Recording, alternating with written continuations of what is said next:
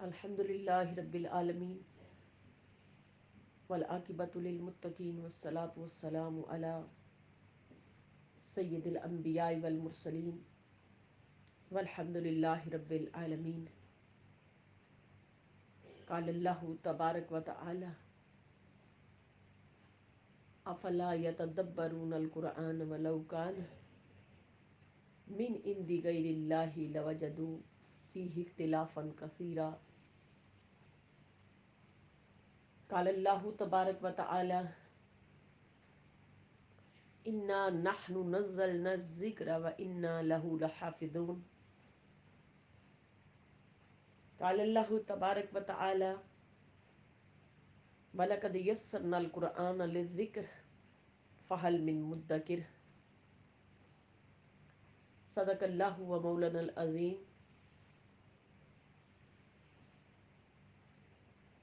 معزز سامعات اور عزیز طالبات، میری طرف سے سب کو السلام علیکم ورحمۃ اللہ وبرکاتہ. آج کا جو ہمارا ذکر کا گوشہ ہے، علم القرآن کے اندر غور و فکر کرنا اور اس کے غور و فکر کرنے والوں کی فضیلت.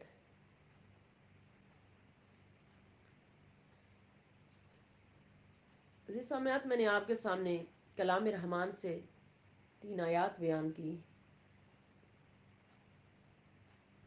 پہلی آیت میں رب کائنات نے قرآن مجید میں ارشاد فرمایا افلا یتدبرون القرآن ولو کان من عند غیر اللہ لوجدوا فیہ اختلافا کثیرا. کیا تم اس قرآن کے اندر غور و فکر نہیں کرتے؟ سورۃ نساء کی آیت، اللہ رب العالمین نے اس کے اندر فرمایا کہ تم اس قرآن مجید کے اندر غور و فکر نہیں کرتے. اگر یہ کسی اور جو نہ انسان کا گھڑا ہوا ہوتا تو اس کے اندر تم بہت سارا اختلاف پاتے. یعنی جب یہ قرآن اس کا نزول ہو رہا تھا تو مشرکین مکہ کہتے تھے کہ یہ قرآن حضور نبی علیہ الصلوۃ والسلام نے خود گھڑا ہوا ہے، کیونکہ وہ خود شعر و شاعری کرتے تھے مشرکین مکہ. تو وہ کہتے تھے کہ یہ شاعرانہ کلام ہے جو خود گڑھ لیا جاتا ہے. اللہ رب العالمین نے فرمایا کہ نہیں، تم اس قرآن مجید کے اندر غور و فکر نہیں کرتے، تدبر نہیں کرتے. اگر یہ کسی اور کا گھڑا ہوا ہوتا تو آپ بہت سارا اختلاف پاتے، مگر اس کے اندر اختلاف نہیں ہے. پھر دوسری آیت کے اندر رب کائنات نے سورہ حجر کی آیت، اس کے اندر رب کائنات نے فرمایا انا نحن نزلنا الذکر وانا لہ لحافظون، کہ بے شک ہم نے اس ذکر کو اتارا تمہارے لیے اور ہم ہی اس کی حفاظت کریں گے. اللہ رب العالمین نے بھی اس قرآن مجید کی شان بیان فرمائی اور کہا کہ پہلی کتب، وہ جو کتب اللہ رب العالمین نے جو نا پہلے انبیاء علیہ الصلوۃ والسلام پر نازل فرمائی، ان میں کچھ صحائف تھے، کچھ نبیوں پر صحائف اترے. اس کے بارے میں مختلف اقوال ہیں کہ سارے نبیوں کے اوپر صحائف نہیں آئے، کم و بیش مختلف اقوال ہیں کہ قول کے مطابق کوئی 300، کوئی جو نا 13 یا اس سے زیادہ ہے قول، اور ایک قول کے مطابق 114 نبیوں کے اوپر جو نا صحائف اترے. باقی جو نا باقی جتنے بھی امتی نبی تھے ان سب کے اوپر جو نا صحائف آئے. باقی نبیوں کے اوپر صحائف نہیں نازل کیے گئے اللہ پاک نے. یہ اللہ پاک کی شان ہے. اور 4 بڑی کتب تورات، زبور اور انجیل اور باقی صحائف اور باقی نبیوں کے اوپر جو نا، کیونکہ ایک وقت میں کتنے انبیاء تھے، بنی اسرائیل کے اوپر کتنے انبیاء تھے، تو اس وجہ سے اللہ رب العالمین نے سب کے اوپر جو نا صحائف نہیں اتارے. تو اللہ رب العالمین نے فرمایا کہ یہ قرآن ہم نے نازل کیا ہے، اب اس کی حفاظت بھی ہم خود کریں گے. پھر آگے ارشاد فرما دیا وَلَقَدْ يَسَّرْنَا الْقُرْآنَ لِلذِّكْرِ، سورہ قمر کی آیت، فرمایا کہ ہم نے اس قرآن کو آسان کر دیا پڑھنے والوں کے لیے، فَهَلْ مِن مُدَّکِرٍ، کون ہے اب اس کو جو سمجھے۔ تین آیات میں نے آپ کے سامنے بیان کی غور و فکر کے لیے، پہلے غور و فکر کے لیے میرے حضور نے حدیث پاک میں ارشاد فرمایا، وعن علی رضی اللہ عنہ، اس حدیث پاک کو روایت کرتے ہیں کہ آقا علیہ السلام نے ارشاد فرمایا کہ قال رسول اللہ صلی اللہ علیہ وسلم من قرأ القرآن، میرے حضور فرماتے کہ جس نے قرآن کو پڑھا، فاستظہرہ فأحل حلالہ وحرامہ، قرآن کو پڑھا اور اس کے اندر سے اس کو یاد کیا، اس کو یاد کر لیا، حفظ کر لیا، اور پھر اس کے جو نا حفظ کیا اور اس کو سمجھا بھی، اس کے حلال حرام کو پہچانا، جس جو آیات ہیں احکامات والی آیات ہیں، ان احکامات والی آیات کے اوپر عمل بھی کیا، اپنے آپ کو بدلا اس قرآن مجید کے نور سے، اس علم سے اپنے آپ کو بدلا۔ آقا فرماتے کہ ادخلہ اللہ الجنہ، اللہ اس کو جنت میں داخل کریں گے اس قرآن مجید کی برکت سے، اور پھر وَشَفَعَهُ فِي عَشَرَةٍ مِّنْ أَهْلِ بَيْتِ كُلَّهُمْ لَهُمُ النَّارِ، کہ وہ 10 لوگ ان کی شفاعت کروائے گا، وہ حافظ قرآن اور وہ عالم قرآن، عامل قرآن، جو عمل ہے قرآن کا جاننے والا ہے، عمل کرنے والا ہے، کہ وہ اپنے 10 اہل بیت میں سے، اہل بیت ہی وَكُلَّهُمْ لَهُمُ النَّارِ، یعنی کہ اپنے 10 گھر والوں کو، جس کو وہ چاہے گا بخشوا کے جنت میں لے کے جائے گا، ان کی شفاعت کروا کے، اور جہنم سے ان کو بچائے گا۔ دیکھو اللہ رب العالمین کے کلام کی کتنی بڑی شان ہے، کہ جس نے کلام مجید کے ساتھ دوستی رکھی اور پھر اس کے ساتھ اس کے اوپر عمل بھی کیا، وہ خود تو عبدالآباد کی زندگی میں عیش میں ہوگا ہی، ساتھ اس کے تقوی کی وجہ سے اس کے اہل خانہ بھی جس کو وہ مرضی چاہے، جس کے ساتھ وہ محبت کرتا ہوگا، دادا دادی، نانا نانی، بہن بھائیوں میں سے، والدین میں سے، جس کے ساتھ بھی محبت کرتا ہوگا، جس نے عمل کی دنیا کے اندر بھی اپنے آپ کو ڈھالا، قرآن کے جو احکامات ہیں حلال کے، جن کے اندر حرام کاموں سے بچنے کا حکم دیا ہے، ان سے رکتا رہا اور حلال کی طرف آتا رہا، میرے آقا علیہ السلام نے ارشاد فرمایا کہ اس کے لیے کیا ہے، اس کے لیے کیا ہے کہ وہ 10 بندوں کو بخشوا کے اپنی مرضی سے جس کو اس کی شفاعت کروا کے لے کے جائے گا، اللہ اس کو اذن دیں گے، کہیں گے لے جا اپنے 10 بندوں کو۔ اتنی بڑی شان اس قرآن کی۔ اب دیکھو کہ جس اللہ پاک نے یہ ہمیں قرآن وہ کتاب دی جو باقی کتابوں کا، سب کتابوں کا، کہ جتنے بھی صحائف، بڑی کتب، 4 بڑی کتب آئیں، تورات، زبور اور انجیل، اور قرآن مجید یہ آخری کتاب تھی، جو پہلے جتنے بھی صحائف نازل ہوئے، ان سب صحائف اور پہلی کتب، ان سب کا مجموعہ یہ قرآن ہے۔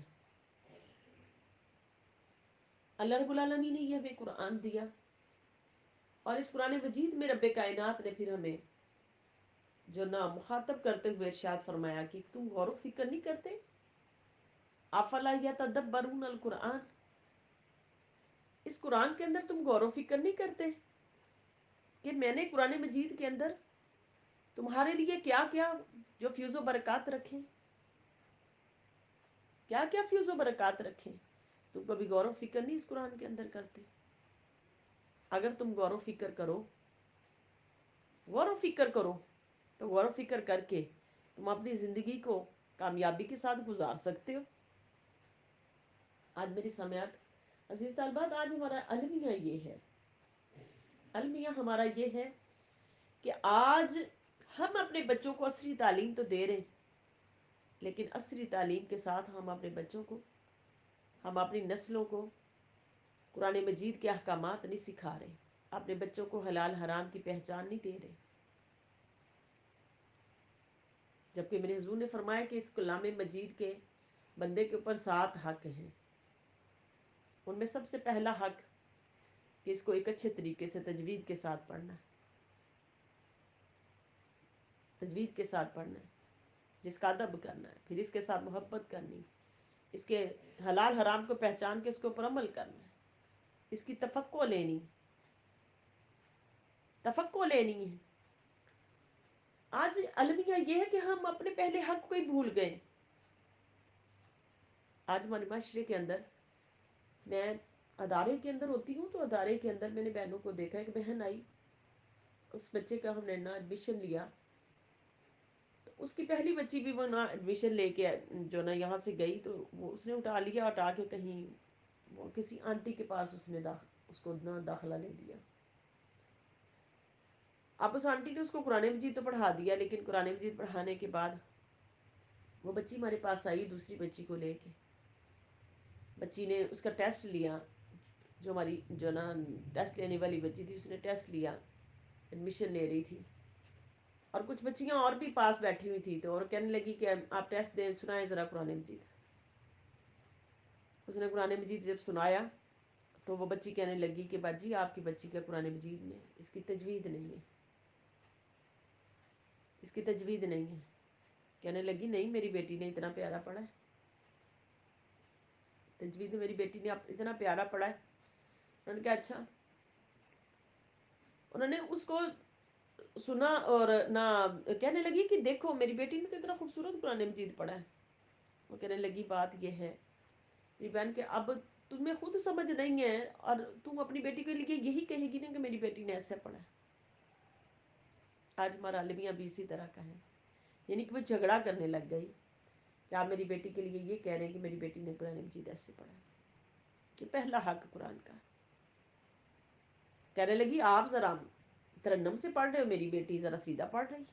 بس بات یہ ہے، بات یہ ہے کہ ہم نے قرآن کو سمجھا ہی نہیں۔ جب قرآن کا پہلا حق تھا ہم نے وہی ادا نہیں کیا۔ آج اگر ہم اور جائزہ لیں نا اپنے ماحول کا جائزہ لیں، مغار کا جائزہ لیں، تو ہمارے اب تو اللہ ماشاء اللہ کو تھوڑا سا شعور بیدار ہوا ہے قوم کے اندر، اب قوم شعور رکھ رہی ہے، مسلمان اب شعور رکھ رہے ہیں کہ ہم اپنے بچوں کو ایک اچھی تعلیم دلائیں، اس کے اندر ہم غوطے لگوائیں قرآن مجید کے علم کے اندر۔ لیکن آپ پیچھے چلے جائیں تو ابھی بھی اس دور میں بھی ہم اپنے دائیں بائیں جائزہ لیں تو ابھی بھی یہی کچھ ہے۔ کتنی سامعات بیٹھی ہیں، کتنی جو نا طالبات بیٹھے دی سامعات، آپ اگر جائزہ لیں تو میں تو جو نا مبالغے کے ساتھ کہہ سکتی ہوں، مبالغے کے ساتھ کہ 50% لوگ ایسے ہیں کہ جن کا ابھی بھی یہاں بیٹھے قرآن مجید درست نہیں ہے۔ اس کی وجہ کیا ہے؟ یہ مبالغے کے ساتھ کہہ رہی ہوں، 50% سے بھی کم نہیں ہوگا۔ ادبن احترامن آپ کی جو نا خواہشات نفس کا جو نا احترام کرتے ہوئے میں کہہ رہی ہوں کہ ابھی بھی اتنے لوگ ہوں گے جو اس علم سے جو نا بہرے ہیں۔ یہ ہمارا عالمیہ ہے آج بھی۔ پھر ہمارا المیہ یہ ہے کہ ہم اس قرآن مجید کو سمجھتے نہیں، بچوں کو ایک اچھے ادارے انسٹیٹیوٹ کے اندر ان کا ایڈمیشن نہیں کرواتے۔ وہ جو ٹیپیکل آنٹیاں پڑھا رہی ہیں، وہ آنٹیاں ان سے بھی میری گزارش ہے کہ وہ خود بھی سیکھیں۔ یہ نہیں کہ بڑے بڑے مدارس ہی کرائیں گے، بڑے بڑے جو نا انسٹیٹیوٹ ہی کروائیں گے، بڑے بڑے ادارے کروائیں گے، نہیں۔ اگر کوئی گھروں کے اندر بھی یہ علم کو دے رہا ہے تو وہ بھی پہلے سیکھے، سیکھ کے پھر آگے پھیلائے۔ ان آنٹیوں سے، ان باجیوں سے، ان بہنوں سے میری گزارش ہے کہ وہ پہلے سیکھیں، سیکھنے کی پروسیس کے اندر سے گزریں اور گزر کے اس علم کو جو نا آگے پہنچائے۔ میرے حضور نے فرمایا کتنے قرآن پڑھنے والے ایسے ہیں کہ جن کے اوپر خود قرآن لعنت کر رہا ہوتا ہے، یعنی کیسا؟ جو قرآن کا پہلا حق ہی ادا نہیں کرتے کہ پہلا حق اس کی تلاوت ہے، اس کا ہی پہلا حق نہیں ہے، تو پھر کیا ہو گیا کہ بندہ اسی کے اندر فیل ہو گیا، تو ناکام ہو گیا۔ آج میری سامعات، طالبات، ہم نے اس کے اندر سے ہم نے اپنے اپنے جو نا علم و عمل کو، تقوی کو بڑھانا ہے اس کے اندر سے تدبر کر کے. پھر اگلا جو معاملہ آ گیا، اس کا تدبر کیسے کرنا ہے. یہ قرآن کتنی برکات ہمارے لیے جو نا اپنے اندر سموئے ہوئے اللہ کا قرآن، کیونکہ اللہ پاک عظمت والی، اللہ کی شان بڑی عظمت والی ہے. وہ عظمت والی ذات ہے، عظمت والی ذات ہے. اس کا قرآن بھی عظمت والا ہے. وہ عظمت والا ہے جو اس کے قرآن کے ساتھ دوستی کرتا ہے، وہ اس کو بھی عظمت نصیب فرما دیتے ہیں. آج عظمتیں لینا چاہتے ہو، اس قرآن کے ساتھ اپنی دوستی مضبوط کرو، ٹوٹا ہوا ربط جوڑو اس قرآن کے ساتھ.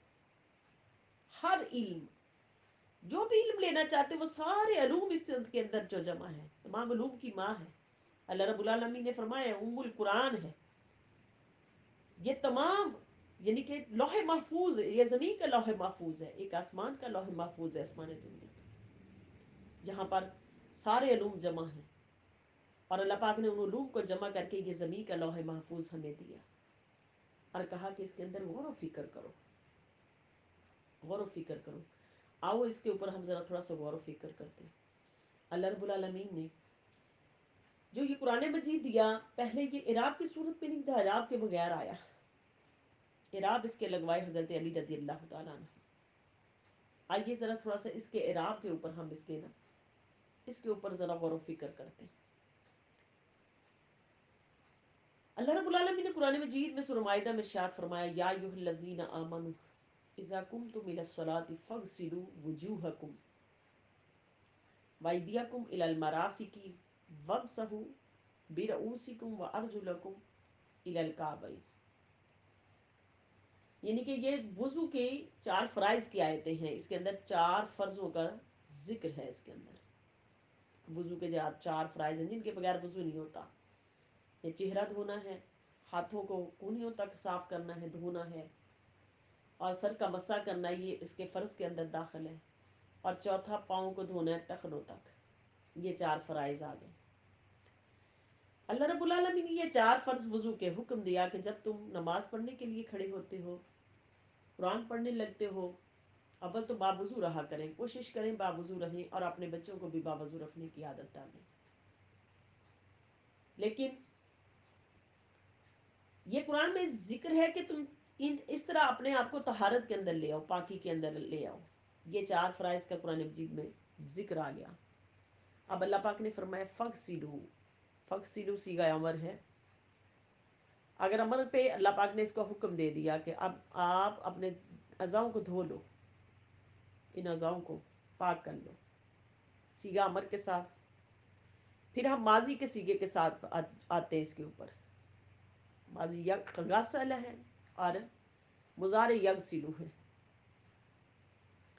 غسل کے اوپر ہم اس کا ترجمہ کریں گے کہ اگر غسل کے اوپر زبر آ جائے تو اس کا مطلب ہے، غسل کے اوپر اگر زبر آ گئی ہے تو زبر کا کیا مطلب ہے کہ اس کا وضو والے اعضاء کے اوپر پانی بہا لو،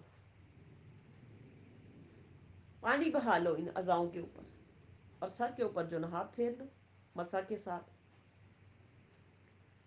ہاتھ پھیر لو. اور اگر غین کے اوپر پیش آ جائے، غین کے اوپر پیش آ جائے تو اس کا مطلب یہ ہے کہ نہانا، نہانا ہے. کہ جب تم جنبی ہو گئے ہو، جنبی ہو گئے ہو، تمہارے اوپر غسل واجب ہو گیا، اب تم کیا کرو، نہاؤ، غسل کرو پورا. دیکھو پیش نے اعراب نے اب اس کا کیا کر دیا، حکم کیا دے دیا کہ اب تم اس کے اوپر جو نا غسل کرو، غسل کر کے اپنے آپ کو صاف کرو. اور پھر آگے فرمایا کہ غین کے نیچے زیر ہے. یہ غسل کے متعلق بھی اور وضو کے متعلق بھی، دونوں کا حکم. اور اگر غین کے نیچے ہم زیر لگا دیں تو زیر کا مطلب کیا ہے؟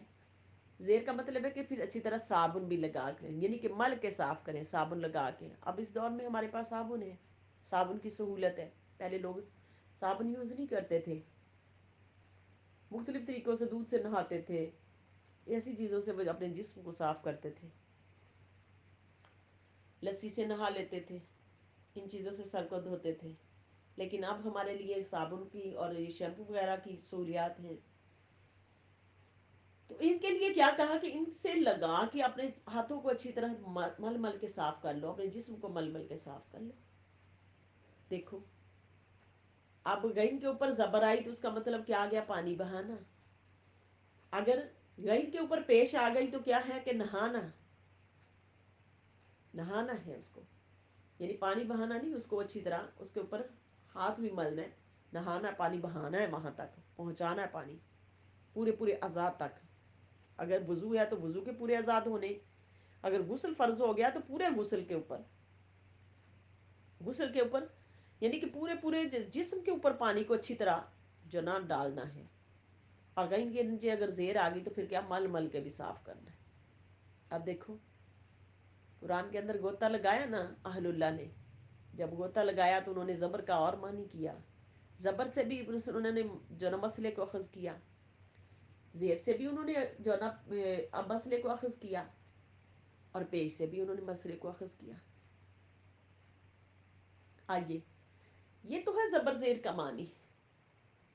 اب ہم شد کے اوپر بھی تشدید اور جزم کے اوپر کرتے ہیں، تشدید اور جزم کے اوپر کرتے ہیں. اللہ رب العالمین نے قرآن مجید میں نعمتوں کا ذکر کیا، جنت کی نعمتوں کا ذکر کیا، چشموں کا ذکر کیا قرآن مجید میں، اور ارشاد فرمایا وَيَتَفَجَّرُ مِنْهُ الْأَنْهَارُ. اور پھر کچھ مقامات پہ جہاں بھی نعمتوں کا ذکر ہوا، چشموں کا، نہروں کا ذکر ہوا، تو وہاں پر فرمایا فِيهِمَا عَيْنَانِ تَجْرِيَانِ. اب شد اور جزم کے اوپر، تین دندان والی شد اور جزم، اس کے اوپر رب کائنات نے فرمایا کہ جب تم وَيَتَفَجَّرُ مِنْهُ الْأَنْهَارُ، یتفجر منہ الانہار، میری شان یہ ہے کہ میں نے چشمے جاری کیے، اور وہ جو چشمہ پھوٹتا ہے، تشدید جو ہے نا یہ جلالت والا اعراب ہے. اس کے اندر اللہ پاک کی جلالت کو بیان کیا جا رہا ہے. تو جب اس کو ہم پڑھتے ہیں تو اس کو سختی کے ساتھ پڑھتے ہیں، دبا کے، سختی کے ساتھ. وَيَتَفَجَّرُ فَجَّرُ. اور جزم کو جب ہم پڑھتے تو نرمی سے پڑھتے ہیں، مِنْهُ الْأَنْهَارُ. اللہ پاک نے ارشاد فرمایا کہ وہ جو چشمے پھوٹتے ہیں، جہاں سے پانی، چشموں سے آپ نے دیکھا ہے کہ پہاڑوں کے اندر سے پانی نکلتا ہے، اور وہ کیسے اللہ پاک اس کو نکالتے ہیں، تو کیسے وہ آبشاریں جب بہہ رہی ہوتی ہیں پانی. وَيَتَفَجَّرُ، اللہ پاک فرماتے ہیں کہ وہ جاری کرتا ہوں نہروں کو شدت کے ساتھ، شدت کے ساتھ پانی کو نکالتا ہوں، شدت کے ساتھ. لیکن جب وہ نہروں کی صورت میں جاتا ہے تو مِنْهُ الْأَنْهَارُ، اللہ پاک فرماتے ہیں پھر ان نہروں کو، جب نہروں کے اندر پانی جاتا ہے تو آرام آرام سے جاتا ہے. اللہ پاک فرماتے ہیں کہ جتنی شدت سے نکالتا ہوں، اگر اتنی شدت سے نہروں کے اندر بہانا شروع کر دوں تو سیلاب آ جائیں زمین پر. صدقے جم، کیا بات ہے سن اللہ کی. سیلاب آ جائیں، اور سیلاب آئے تو زمینیں جو ہے نا، زمین کے اوپر آفت آ جائے، پانی سنبھالنا نہ چاہے. ابھی دیکھیں حال ہی میں وہ جو سیلاب آئے، دیکھو کیسی بڑی آفت تھی، وہ سنبھال لی گئی، سنبھال لی گئی. اللہ کی شان ہے. اللہ پاک نے فرمایا کہ جب پانی نکالتا ہوں تو جوش سے، جذبے سے، شدت سے نکالتا ہوں، اور اس پانی کو جب بہانے کی باری آئی، عوام کو دینے کی باری آئی، تو آرام آرام سے دیتے ہیں. وَيَتَفَجَّرُ مِنْهُ الْأَنْهَارُ.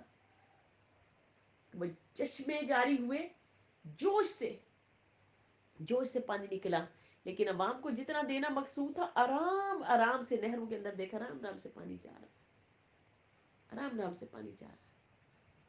فرمایا کہ یہ جاری کر دیے میں نے چشمے.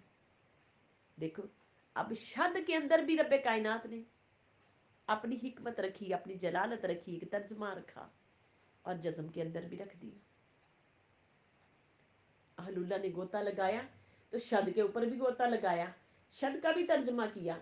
اہل اللہ نے جزم کے اوپر غوطہ لگایا تو انہوں نے اس کا بھی ترجمہ کیا.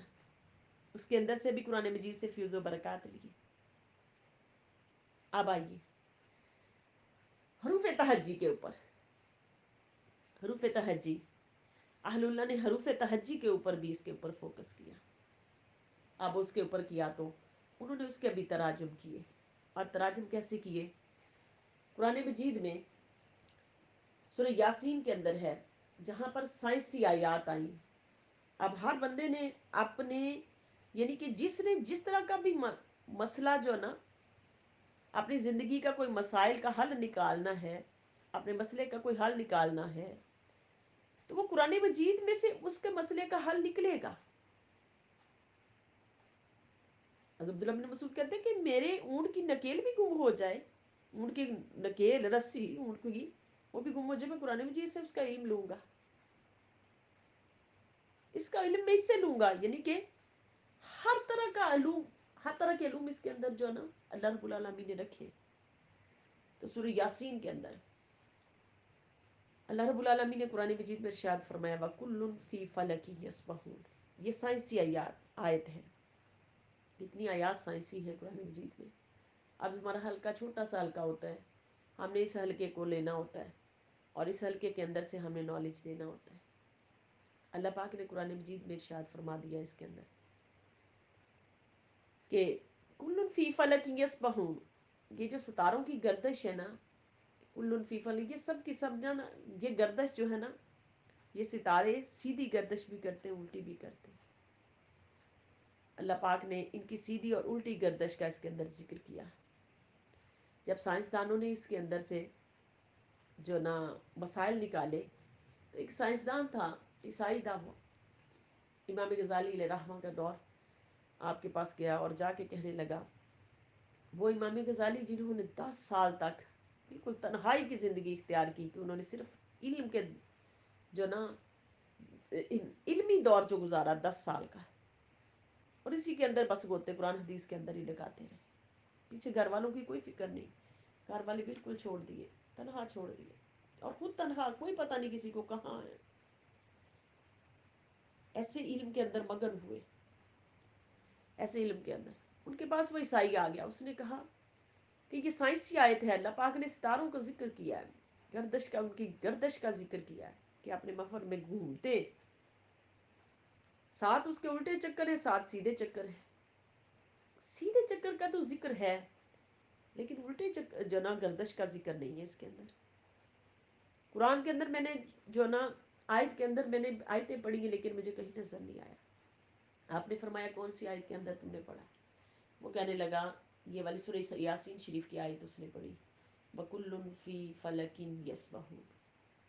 आप फरमाने लगे ठीक है। वो कहने लगा अगर आप मुझे बता दें तो मैं ना इस्लाम कबूल कर लूंगा। आपने फरमाया ठीक है।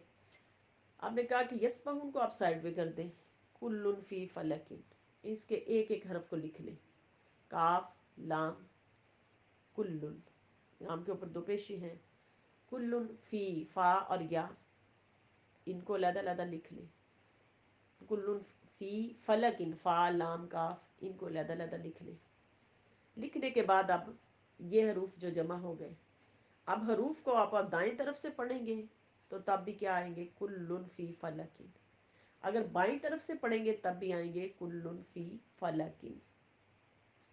इमाम गजाली रहम फरमाने लगे अगर तुम दाएं तरफ पढ़ोगे तो कुल्लुन फी फलकिन के सितारों की सीधी गर्दिश है, और अगर तुम बाईं तरफ से पढ़ोगे तो कुल्लुन फी फलकिन ये सितारों की उल्टी गर्दिश है। कि अल्लाह रब्बुल आलमीन ने इसके अंदर जो ना जो ना 7 सीधी हरकतों का भी जिक्र किया। 7 हरूफ है, 7 हरूफ है ये, तो 7 इसके चक्कर बने। और उल्टी तरफ से पढ़ोगे तो ये 7 हरूफ उल्टी तरफ से, ये उसके 7 दूसरे चक्कर बन गए, उल्टे चक्कर। वो ईसाई बड़ा दंग रहा, उसने कहा वाह अल्लाह तेरी शान। वो उसी वक्त उसने इस्लाम कबूल कर लिया कि अल्लाह तेरे कुरान के अंदर हरूफ तहज्जी के भी तर्जमे हैं, इसके सीधे पढ़ने के भी तर्जमे हैं, इसको दूसरी साइड से पढ़ने के भी तर्जमे हैं।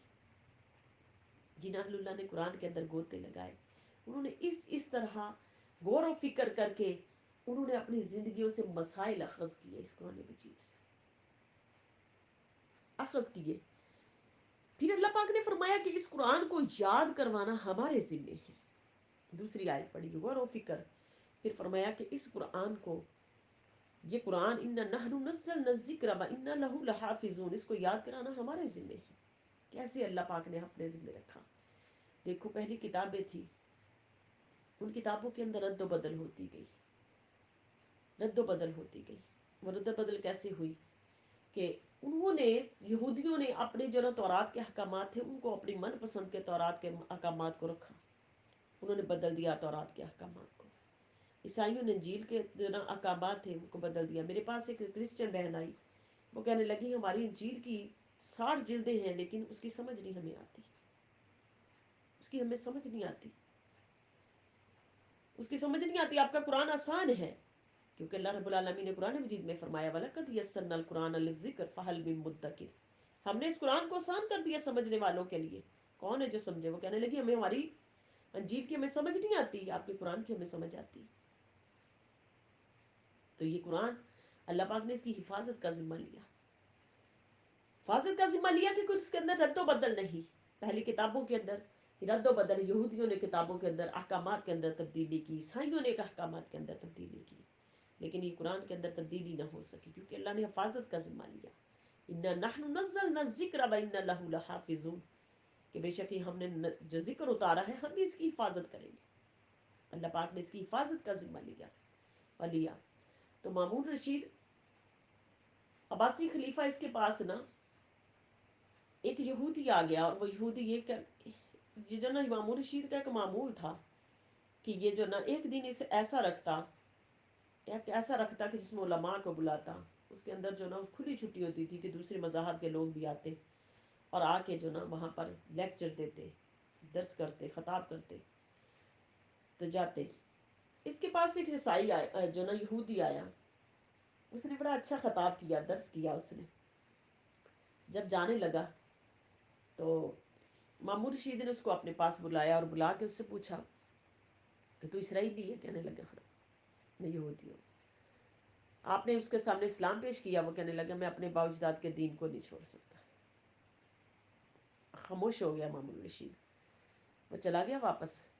جب گیا تو اب اس کے دل کے اندر یہ بات تھی، اس نے جا کے نا اب سرچ کرنی شروع کر دی، کتابوں کے اوپر سرچ کرنی شروع کر دی. اس نے تورات کی سرچ کی، اس کو لکھا، وہ کاتب تھا، لکھتا تھا، کتابیں لکھتا تھا. وہ اس نے کتاب لکھی، تورات لکھی. جب تورات لکھی تو اس تورات کے اندر سے اس نے رد و بدل کی، رد و بدل کر کے لکھی، لکھ کے جا کے یہودیوں کو فروخت کی. یہودیوں نے بڑے اچھے دام دیے اور دے کے نا اس کو پڑھا بھی نہیں صحیح طرح، اچھے دام دیے، وہ لے کے واپس آ گیا. پھر اس نے انجیل لکھی، اسی طرح اس نے اس کے اندر بھی احکامات کو تبدیل کیا، رد و بدل کے ساتھ اس نے لکھی، اپنی مرضی سے لکھی، اور لکھ کے اس نے جا کے عیسائیوں کو فروخت کی. انہوں نے بھی بغیر پڑھے اس کو لیا، اچھے دام دیے، لے لیا. پھر اس نے قرآن کی طرف رخ کیا، اور جب قرآن کی طرف رخ کیا تو قرآن کو اس نے لیا. پھر اس کے بعد جب قرآن کو اس کے اندر سے لیا، اب کیا نکلا اس کے اندر؟ اس کے اندر سے کیا نکلا کہ قرآن اللہ پاک نے جو دیا تھا اس نے اس کے اندر بھی رد و بدل کی. جب جا کے مسلمانوں کے سامنے پیش کیا، مسلمانوں نے لینے سے انکار کر دیا. انہوں نے پڑھا تو انہوں نے کہا کہ اس کے اندر تبدیلی ہے، ہم نہیں اس کو خریدیں گے. کہنے لگا مجھے اس کے اوپر جو نا مجھے بڑا رشک آیا، اس کے اوپر کہنے لگا مجھے بہت رشک آیا کہ مسلمان اپنی قرآن کی کتاب کی جو نا کتنا خیال رکھتے ہیں. کہتے یہ بات میرے دل کے اندر گھر کی اور میں نے اسلام قبول کر لیا. وہ 1 سال کے بعد آیا اسلام، 1 سال کے بعد پھر مامون رشید کے پاس آیا. اس نے آ کے وہ جو علمی مذاکرہ تھا، علماء بلاتا تھا، اس کے اندر پھر اس نے لیکچر دیا. اب اس نے فقہ اسلامی پہ دیا. مامون رشید نے اس کو اپنے پاس بلایا اور بلا کے پوچھا کیا بات ہے آج تو بڑا فقہ اسلامی پہ بولا ہے؟ وہ کہنے لگا میں نے اسلام قبول کر لیا. آپ نے پوچھا کیا وجہ؟ کہنے لگا، اس نے اپنی یہ ساری جو نا وجہ بتائی کہ میں نے تورات لکھی، مجھے اس نے اچھی قیمت دی، انجیل لکھی، رد و بدل کے ساتھ انہوں نے مجھے، عیسائیوں نے اچھی قیمت دی، لیکن قرآن کو میں نے لکھا رد و بدل کے ساتھ، مسلمانوں نے خریدا نہیں. یہ بات مجھے اتنی اچھی لگی کہ اللہ نے اس قرآن کی حفاظت کا ذمہ خود لیا ہے.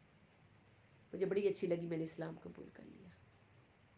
دیکھو جنہوں نے قرآن کے اندر گوتے لگائے، اللہ پاک نے ان کو اسلام کی دولت دی، انہوں نے مسائل اخذ کیے اس کے اندر. پھر فرمایا والا قد یسرنا القرآن للذکر، پھر اس قرآن کو سمجھانا پڑھنا ہم نے آسان کر دیا. اب دیکھو اللہ پاک کی شان، یہ اتنی جلالت والا عظمتوں والا کلام ہے کہ اللہ پاک نے اسے چاہا آسمان پہ اتار دے. آسمان نے کہا نہیں مولا ہم نہیں طاقت برداشت کر سکتے. اللہ نے زمین پہ اتارنا چاہا، زمین نے کہا نہیں. پہاڑوں سے کہا، پہاڑوں نے کہا ہم ریزہ ریزہ ہو جائیں گے، ہم اس کی طاقت کو نہیں برداشت کر سکتے. اللہ نے اس قرآن کو کہاں اتارا؟ اپنے محبوب کے قلب پہ اتارا. اس قلب کی برکت ہے آج امت مسلمہ کا چھوٹا چھوٹا بچہ حافظ قرآن ہے اور اس کے دل کے اندر قرآن موجود ہے.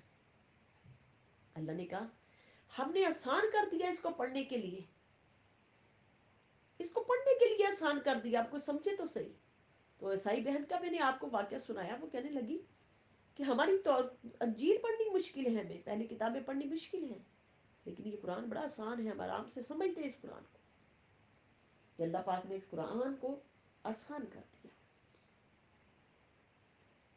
پھر میرے حضور نے فرمایا کہ اس قرآن کو زیادہ سے زیادہ سمجھو، اس کو پڑھو سمجھو، اس کے اندر سے علم اور مسائل نکالو.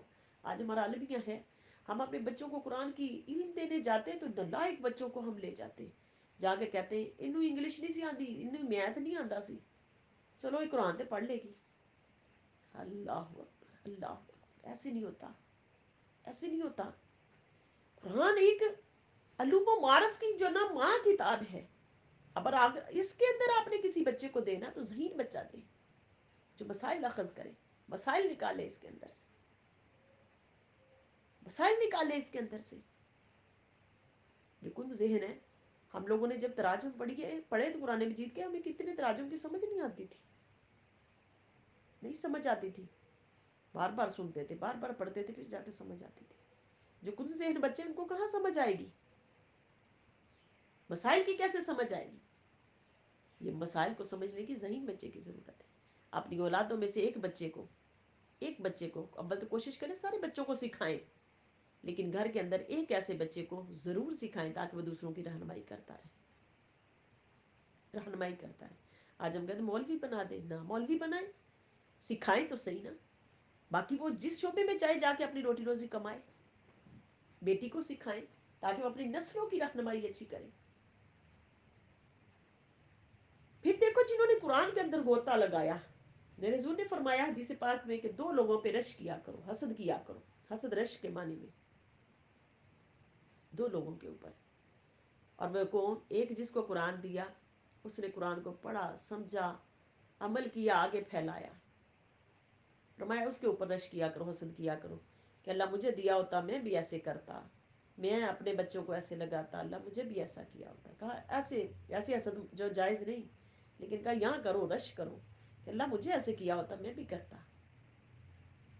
دوسرا وہ فرمایا کہ جس کو مال دیا، قرآن مجید میں مال کا بہت ذکر، خرچ کا بہت ذکر، اس نے اپنا اللہ کی راہ میں لگایا، اللہ کی راہ میں لگایا. اور لگایا حلال جو کاموں پہ لگایا، جائز کاموں پہ لگایا، حرام سے بچا، حرام کاریوں سے بچا، ناجائز ذرائع سے کمایا بھی نہیں اور ناجائز ذرائع سے لگایا بھی نہیں. رسول نے فرمایا اس کے اوپر رش کیا کرو. اس کے اوپر حسن بصری رحمہ فرماتے، آپ فرماتے کہ مجھے اگر کوئی جو مال کماتا ہے نا اور خرچ کرتا ہے، جب وہ خرچ کرتا ہے تو کہتے ہیں اس کے مصرف سے مجھے پتہ چل جاتا ہے، اس کے مصرف سے مجھے پتہ چل جاتا ہے کہ اس کی کمائی حلال کی یا حرام کی. اگر اس کی کمائی حلال کی تھی تو وہ حلال کاموں پہ لگتی، اگر حلال کاموں پہ لگتی تو مجھے پتہ چل جاتا ہے کہ اس کی کمائی حلال کی. اگر وہ حرام کاموں پہ لگا رہے ہیں، نجائز ذراؤں پہ لگا رہے ہیں، تو سمجھ لو پھر اس کی کمائی حرام کی، اس کی کمائی کے اندر حرام کا عنصر آیا، یہ حرام کاموں پہ لگ رہی.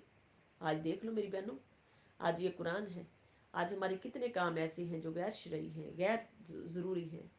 کتنے کام جو ہماری کمائیوں میں سے نکلتے.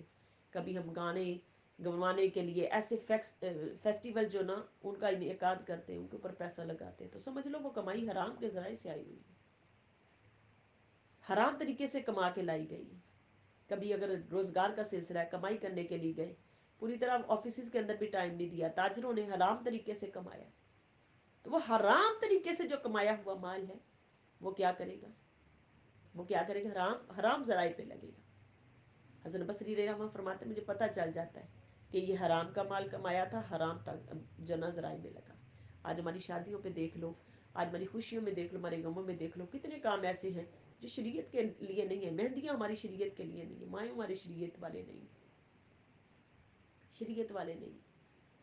یہ ساری چیزیں شریعت کے خلاف ہیں. جتنی بھی شریعت کے خلاف احکامات ہیں، اگر ہم ان کے اوپر پیسہ لگائیں گے، ان کے اوپر پیسہ لگائیں گے تو کیا وہ ہمارے حرام کے ذرائع کے اوپر لگ رہے ہیں اور کمائے.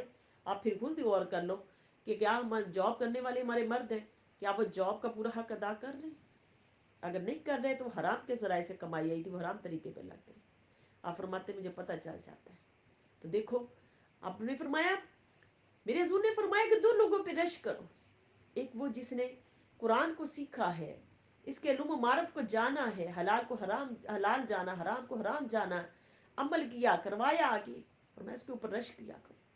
دوسرا وہ جس نے اپنا مال بہن بھائیوں پہ لگایا، عزیز و قربا پہ لگایا، عزیز و قربا پہ لگایا، حرام ذراؤں سے بچا، اور میں اس کے اوپر بھی رشک کیا کروں. تو رشک کرنا پھر کیا ہے؟ امام ابو حنیفہ پھر وہ رش پہ جنہوں نے اس کے اندر گوتے لگائے، ان کو اللہ نے کتنا فضیلت والا عظمت والا کیا، کتنا عظمت والا کیا. امام ابو حنیفہ علیہ رحمہ، آپ کا معمول تھا کہ آپ جب وضو کرتے ایک وقت وہ کہ ایسے اہل اللہ جنہوں نے قرآن حدیث کے اندر علم کے اندر گوتے لگائے، اللہ رب العالمین نے کشف کے ایسے دروازے کھولے، کشف کے ایسے دروازے کھولو. دیکھو حسن بصری وہ رزق کے ذرائع اس سے معلوم کر لیتے، اسی سے معلوم کر لیتے. دیکھو کیسی اللہ والوں کی شان ہے. اور امام ابو حنیفہ کو دیکھو، وہ فرماتے کہ جب کوئی بندہ وضو کر رہا ہوتا تو وضو والے پانی سے پہچان جاتے یہ وضو جو گناہ گار کا وضو ہے، یہ اللہ کے نیک بندے کا وضو. کہتے کتنی دیر تک یہ معاملہ رہا، کتنی دیر تک یہ معاملہ رہا. پھر اللہ سے دعا کی کہ اللہ اس چیز کو ہٹا لے، مجھے لوگوں کے عیوب کا پتہ چل رہا ہے، اللہ میرے سے یہ چیز ہٹا لے. اللہ پاک نے ہٹائی. لیکن یہ دیکھیں یہ اللہ والوں کو فیض کہاں سے ملتا ہے؟ جنہوں نے اس کے اندر گوتے لگائے، اللہ کا تقوی اختیار کیا، اللہ کا خوف اختیار کیا. اللہ رب العالمین ان کو یہ مقام دیا، ان کو یہ مقام دیا. جنہوں نے اللہ کا خوف اختیار نہیں کیا، اللہ پاک کا ان کو مقام نہیں ان کو ملا. آج ہماری اولادیں، ہم بھی علم حاصل کر رہے ہیں، ہماری اولادیں ساتھ والے روم میں ہوتی ہیں، ہمیں نہیں پتہ چل رہا ہوتا ہماری اولادیں کیا کر رہی ہیں. لیکن ان اہل اللہ کو دیکھ لو جو اللہ کے ذکر کے اندر مست رہے، اللہ کے ذکر کے اندر غوطے لگاتے رہے، کتنے مسائل انہوں نے اخذ کیے، اور اللہ پاک نے ان کے لیے پھر علوم و معارف کے دروازے بھی کھولے. اللہ پاک نے ان کے لیے جو فیوز و برکات کے عظمتوں کے دروازے بھی کھولے. تو یہ ہے غور و فکر کرنے کی فضیلت.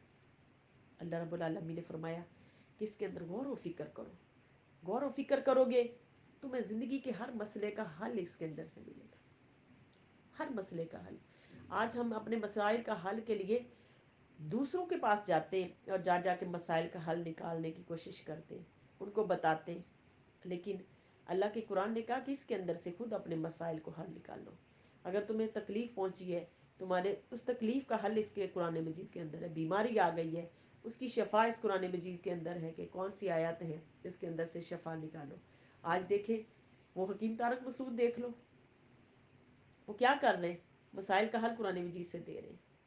ڈاکٹر شافت کو دیکھ لو، وہ بیماریوں کا علاج قرآن مجید سے حدیث پاک سے دے رہے ہیں. جنہوں نے گوتے لگائے آج بھی اس دور کے اندر، آج بھی اس دور کے اندر دیکھ لیں کہ وہ کیسے کیسے ان مسائل کا حل نکال رہے ہیں قرآن مجید سے. بس میری بہنوں کہ جس جس کا نصیب ہے، جس جس نے جتنا جتنا جتنا جتنا جس جس نے کمایا ہے، جتنا جتنا غوطہ لگایا، اس کو اللہ پاک نے اتنا اتنی اس کے اپنے نا اس قرآن مجید کے اندر سے علوم مبارک کے دروازے کھولے. اور اس قرآن کی شان یہ بھی ہے کہ اس کو آپ 1000 مرتبہ پڑھو گے، ہر مرتبہ آپ کو ایک علیحدہ معنی دے گا، علیحدہ آپ کو ایک علوم و معرف کا دروازہ آپ کے لیے کھلے گا. پھر اس قرآن کی اللہ پاک نے شان یہ بنائی کہ اس کو آپ پڑھو گے، آپ کو سرور اور کیف دیتا ہے، سکون دیتا ہے، دلوں کو سکون دیتا ہے. بندے نے کہا مولا دکھ بڑے، تکلیفیں بڑی، اللہ نے فرمایا میرے ذکر کے اندر اس سکون ہے، یہ قرآن میرا ذکر ہے، اس کے اندر اس سکون ہے. بیماریاں ہیں تمہاری شفا ہے، وشفاء لما فی الصدور، اس کے لیے اسی کے اندر جو نا شفائیں رکھی ہیں میں نے. مولا غم ہے. اللہ نے فرمایا لا بذکر اللہ تطمئن القلوب، میرے ذکر میں تو دلوں کو سکون ہے. آج دل اڑتے ہیں، باہر جاتے ہیں، دوسروں کے پاس جا کے گفتگو کرتے ہیں اور ان کو اپنے دکھڑے سناتے ہیں. اللہ نے کہا نہیں، میرے ذکر کے اندر سکون ہے. سکون لینے ہے تو قرآن کے ساتھ، اس ذکر کے ساتھ چلو، قرآن حدیث کے ساتھ. اگر میرے حضور کی محبت لینی اس قرآن کو پڑھو. اللہ پاک نے پھر فرمایا کہ قرآن کو یدل بہ کثیرا ویہدی بہ کثیرا. کتنے لوگ ایسے ہیں جنہوں نے قرآن پڑھا. میرے پیچھے میں ایک درس کرنے کے لیے گئی، بہنیں بڑی بحثی میرے ساتھ، اتنی بحثی. اب میں نے اکثر بہنوں کو دیکھا ہے علماء کو سن کے آ جاتے ہیں. آج میرے علماء بھائیوں سے بھی گزارش ہے ایسا علم نہ دے جو فتنوں والا علم ہے. بہنیں ان کو سن لیتی ہیں، سن کے آگے اتنا بحثتی، اتنا بحثتی، اتنا بحثتی ہیں کہ آپ کی سوچ ہوگی مرد نہیں بیچتے ہوں گے جتنی عورتیں بیچتی. حالانکہ ہم دیکھ رہے ہوتے ہیں کہ ان کو اتنا علم نہیں ہوتا. اتنا وہ بحثی اور وہ کہاں تک پہنچی کہ میں آپ کو بیان نہیں کر سکتی کہ وہ کتنا بحثی ہوگی، کتنا بحثی ہوگی. میں بڑی پریشان رہی، میں کتنے دن پریشان رہی میں کہ یہ ہمارا علم دینے کا مقام ہے. علم کیا ہے؟ علم کیا ہے؟ علم ایسا علم فتنہ ہے. عربی کا مقولہ ہے نا، عربی کا کیا، الادب شجر، ادب ایک شجر ہے. العلم الادب شجر. اور پھر اس کا ثمر کیا ہے؟ فرمایا کہ اس کا ثمر جو نا والعلم ثمر، علم اس کا ثمر ہے. فَإِن لَمْ يَكُنْ جو نا شجر فَلَيْسَ لَهُ ثَمَرٌ، اگر جو نا درخت نہ ہو تو پھر اس کا پھل بھی نہیں ہوتا. سب سے پہلا ادب ہے. علم حاصل کرنا ہے تو ادب کرنا ہے، ادب کو لو. آج ہم دیکھ رہے ہیں ہمارے بچوں کے اندر آداب نہیں ہے، ان بہنوں کے اندر آداب نہیں ہے، بولتی ہیں. ایک بہن کو میں نے دیکھا وہ اپنے رانوں کے اوپر ہاتھ مار مار کے زور زور سے کہہ رہی لو ہم علم لینے کے لیے جائیں نالیوں کے پاس اور کھالوں کے پاس، کھالوں والوں کے پاس جائیں علم لینے. اللہ اکبر، اللہ اکبر. علم ملا کیسے؟ اہل اللہ کے پاس جانے سے علم ملا نا. کیسے ملا علم؟ دیکھو یہ ہمارا عالم ہے. پھر میں نے ایسی ایسی بہنوں کو دیکھا کہ اپنی رانوں کے اوپر زور زور سے ہاتھ مار مار کے علم دے رہی ہیں. اللہ اکبر، اللہ اکبر. یہ ہمارا عالم ہے. کیا دے رہے ہم اپنی قوم کو؟ کچھ نہیں دے رہے. ادب تو ادب کہاں سے ملنا ہے؟ اسی قرآن سے ملنا ہے. یہ قرآن آداب دینے والی کتاب ہے. اس کے اندر تمہارے بھی ہر مسئلے کا حل ہے. تمہارے گھر کے دروازے کا حل اس کے اندر ہے، دروازہ کھٹکا اس کا حل اس کے اندر ہے. تم نے سونا کس وقت ہے؟ عشاء کے بعد اللہ کے قرآن نے کہا کسی کے گھر میں داخل نہ ہو، داخل نہ ہو. عشاء کے بعد سو جاؤ، کسی کے گھر میں داخل نہ ہو. فجر سے پہلے کسی کے گھر میں داخل نہ ہو. ممکن ہے وہ کسی معاملات کے اندر ہو، اپنے معاملات حل کر رہے ہیں. اللہ پاک نے زندگی کا ایک ایک ادب اس قرآن مجید کے اندر رکھا. اب وہ بہنیں بحثنے کے لیے علم لے کے آ جاتی، بحثنے کے لیے علم لے کے آ جاتی اور اس قدر بحثتی ہیں. مجھے اس قدر ان ایسی بہنوں کے اوپر افسوس ہوتا ہے کہ وہ بہنیں کیسا کیسا نالج دے کے جا رہی. جن کو سمجھ آتی وہ ان کی بات نہیں سنتی. پھر وہ کہیں آخر میں جاتے ہوئے ان بچیوں کو میں تو اٹھ کے آ گئی، وہ کہنے لگی باجی وہ جاتے جو تو یہ کیا کہ جائیں گے آپ میری بات کو سمجھ نہیں پا رہے. بہن آپ کو معذرت کے ساتھ آپ کو ڈیلیوری نہیں بات کرنی ہے. آپ ایک اچھے طریقے سے نالج لیتے، لے کے آگے ڈیلیور کرتے، آپ کو کبھی بھی ایسے نہ ہوتا. کس بھی میں نے ایسی بہنوں کو دیکھا جو ایسی، یہ اللہ پاک نے کوئی عظمت والا علم نہیں دیا، یہ ذلت والا علم ہے. اب بیچتے پھرے یہ کوئی علم ہے کہ ہم جو نہ اس کے اوپر جا کے بیسنا شروع کر دیتی ہیں کہ حضور صلی اللہ علیہ وسلم کے علم پہ جا کے بیسنا شروع کر دیا. حضور نور تھے، بشر تھے، اس کے اوپر بیسنا شروع کر دیا. دیکھو اللہ پاک نے فرمایا یہ قرآن کیا ہے؟ قرآن پورا اترا کس کے؟ حضور کی شان میں اترا. یدل بہ کثیرا ویہدی بہ کثیرا. کتنے لوگ ایسے ہیں جو اس قرآن کو پڑھ کے گمراہ ہو گئے، کتنے ہیں جنہوں نے ہدایت پا لی اس قرآن کو پڑھ کے. لیکن ہدایت کنہوں نے پائی؟ جنہوں نے میرے محبوب کی محبت میں قرآن کو پڑھا. اور قرآن آیا کیسے؟ حضور کی محبت میں تو آیا. دیکھو احکامات والی آیت ہے اس کے اندر، جو نا مسائل والی آیات ہیں. احکامات آئے تو وہ بندے کو احکامات، انسان کے آداب سنوارنے کے لیے احکامات آئے، زندگی کا ادب دینے کے لیے احکامات آئے. پھر جہاں پر اللہ پاک کی شانوں کا ذکر آیا، تخلیق کا ذکر آیا، وہاں پر تخلیق اس کی کا ذکر آ گیا. تخلیق ہے، یہ میری تخلیق ہے، اس کے اوپر غور و فکر کر لو. پھر آیت عذاب آئی، بار بار کیوں آتی تھی؟ جب مشرقین تنگ کرتے تھے آیتیں بار بار آتی تھی، محبوب آپ کو تنگ کرنے پہلی امتوں کو نے بھی اپنے نبیوں کو ایسے ہی تنگ کیا تھا، بار بار آیتیں بار بار آیتیں، کبھی ہوتا تو لگاؤ قرآن کے اندر، اور پڑھو کس کی محبت میں؟ میرے حضور کی محبت میں قرآن کو پڑھو، تمہیں فائدہ دے گا۔ اگر محبت کے بغیر قرآن پڑھا فائدہ نہیں دے گا، محبت میں قرآن کو پڑھو، سمجھو، سیکھو، اس کو ہر آیت کو سیکھو، سمجھو، تمہیں فائدہ دے گا، فائدہ دے گا۔ میری بہنوں بحثوں نہیں، علم کو لو، لیکن لو کسی ادب والے سے، کسی بے ادب سے، جس کی زبان کے اندر ادب نہ ہو، جس کے معاملات کے اندر ادب نہ ہو، اسے علم نہ لو، تمہارے اپنے ادب کو جو نا ختم کر دے گا۔ جو اپنے پٹوں پہ ہاتھ مار مار کے علم دے رہے ہیں، وہ کیا ادب دیں گے؟ مجھے بتائیں نا۔ جو علم والوں کو اتنا برا بھلا کہیں، مجھے ایک بہن کہنے لگی ہمارے پاس کوئی علم کا دینے کے لیے آئے، درس کرنے کے لیے آئے، معذرت کے ساتھ درس کرنے کے لیے آئے، انہوں نے گھنٹہ خطاب کیا اور گھنٹہ خطاب کر کے گئے، اور گھنٹہ انہوں نے کسی عالم کو اپنے خطاب کے اندر، وہی ان کا موضوع رہا، وہ عالم، یعنی کہ اس قدر ان کے اندر بغض اور عداوت تھا کہ اہل محلہ وہ اٹھ کے ان کی مسجد میں چلے گئے، انہوں نے کہا آج کے بعد اگر آپ نے ایسا درس کیا تو ہم آپ کو چھوڑیں گے نہیں۔ کہ ایک گھنٹہ ہو گیا، کون سا آپ نے پیغام دیا؟ کالا کالا رسول اللہ کا کون سا پیغام دیا ہے؟ کون سا قرآن کا حکم سنایا ہے؟ صرف اس عالم کے خلاف گالیاں دی ہیں اس کو، اور ایسا علم دیا ہے؟ نو میری بہنوں، ایسا نہیں۔ علم ادب والوں سے لو، ایسا علم لو کہ جو ادب دے، کرینہ دے، ایسا علم ایسے لوگوں سے لو۔ اور اپنے بچوں کو اس بات کا بھی دھیان رکھیں کہ کیا وہ آداب سکھا رہے ہیں زندگی کے، کہ یا صرف ہمیں بحث نہیں سکھا رہے؟ نہیں، ایسا علم بھی نہ دے۔ تو اس قرآن کے اندر غور و فکر کریں، اور غور و فکر کن کی محبت؟ میرے حضور کی محبت میں کرو۔ یہ قرآن ان کے قلب پہ اترا ہے، اس قلب کی برکت ہے آج ہمارے چھوٹے چھوٹے بچوں کے دلوں کے اندر قرآن موجود ہے، قرآن موجود ہے۔ اس قرآن کو اگر لینا تو میرے آقا کی محبت میں لو، اور انت میں برکات کے دروازے کھولے گا، خیر کے تمہارے لیے دروازے کھولے گا، شر کے دروازے اللہ پاک بند کر دیں گے۔ اللہ کی بارگاہ میں میری التجا ہے کہ اللہ پاک ہمارا آنا جانا پڑھنا پڑھانا اپنی بارگاہ میں قبول فرمائے، اور اللہ پاک ہمیں غور و فکر کرنے والا بنا لے۔ ہمارا المیہ ہے کہ ہم دوسروں کے اوپر غور و فکر کرتے ہیں، اپنی جان پہ غور و فکر نہیں کرتے۔ اپنی جان کے اوپر غور و فکر کرنے کے اللہ ہمیں توفیق دے دے۔ وما علینا الا البلاغ۔